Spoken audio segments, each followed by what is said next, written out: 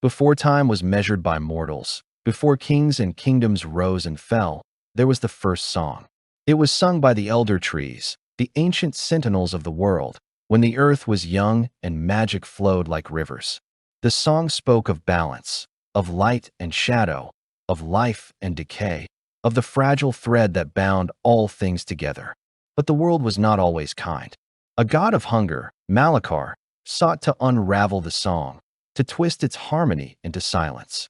He whispered to the shadows, and they answered, spreading like a creeping blight across the land. The Eldertrees, wise and patient, knew they could not fight him alone. So they chose 5 mortals, not for their strength, but for their hearts, and bound them to the forest. These first guardians stood against Malakar, sealing him away in the roots of the oldest tree, the Great Eldertree. But the price was heavy. The guardians faded into legend, and the whispering groves became a place of fear, forgotten by all but a few. For centuries, the forest waited. The trees remembered.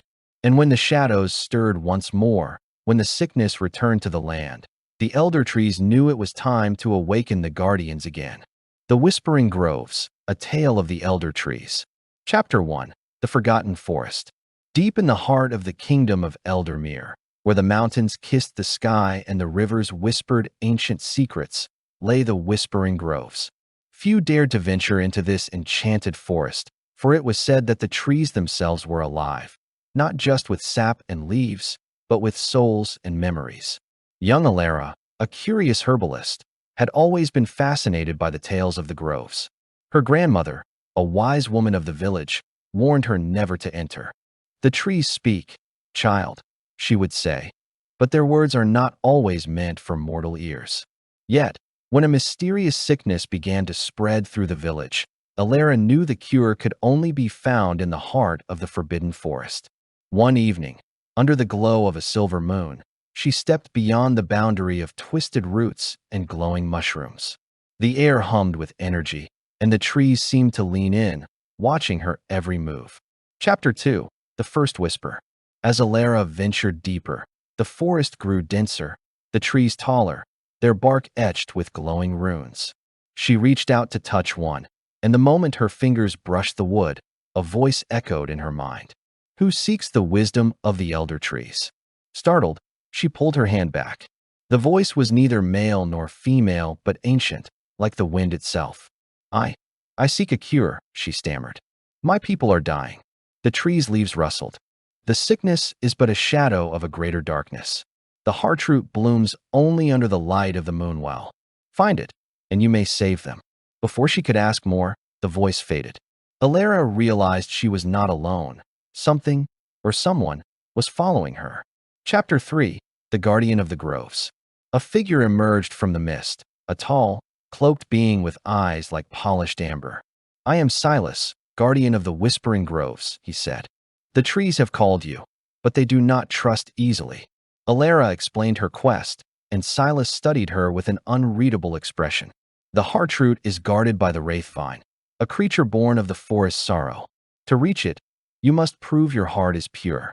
He led her to a clearing where a massive, gnarled tree stood, its roots pulsing with blue light. "Place your hand upon the elder tree. If your intentions are true, it will grant you passage." Alara hesitated. What if the tree deemed her unworthy? But the thought of her dying village gave her courage. She pressed her palm to the bark, and the world around her exploded in light. Chapter 4. The Trial of Memories.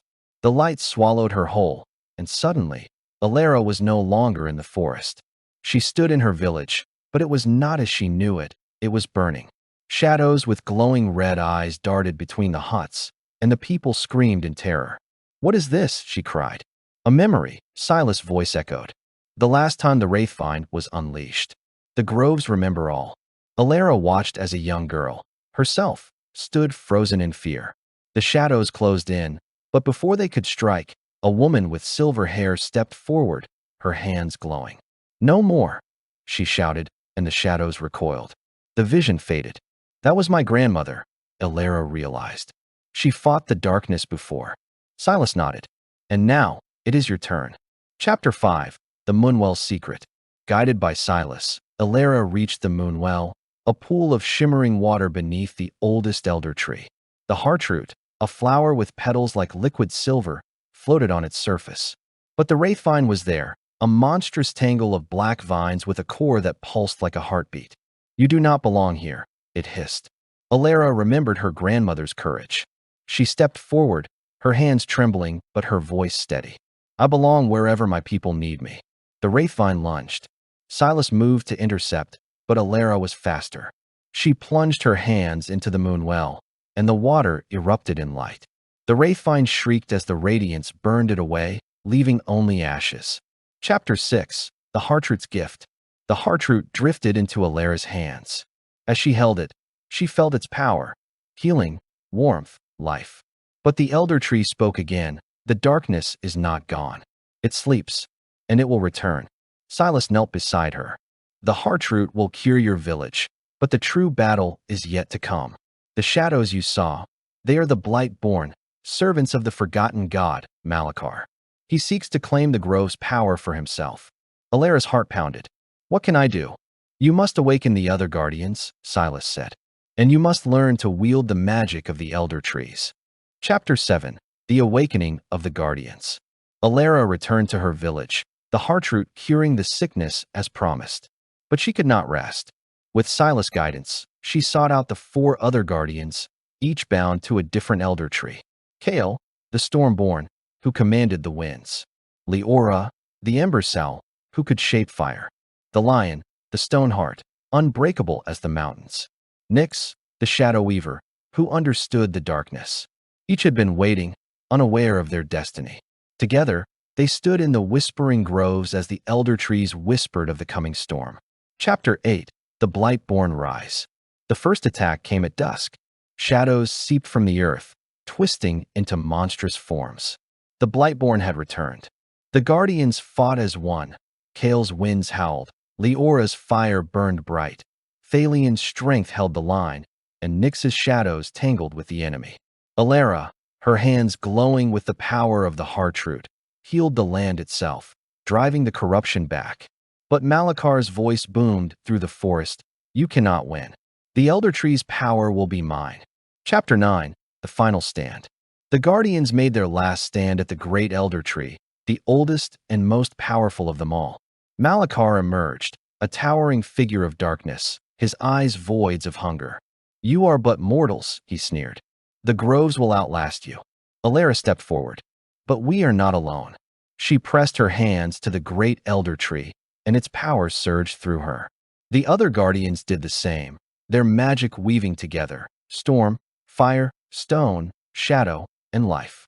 Malakar screamed as the light consumed him, his form unraveling into nothingness. The blight-born collapsed, the forest sighed in relief, and the elder tree's whispers turned to songs of gratitude. Chapter 10. A New Beginning. With Malakar defeated, the whispering groves flourished anew. The guardians, now bound to the elder trees, became their eternal protectors. Alara, the heartroot's keeper, ensured the balance between the forest and the world beyond. Years later, travelers would speak of the guardians of the whispering groves, of the trees that whispered secrets, and of the girl who dared to listen. And if you stand very still in the heart of the forest, on the night of the silver moon, you might just hear the elder trees sing.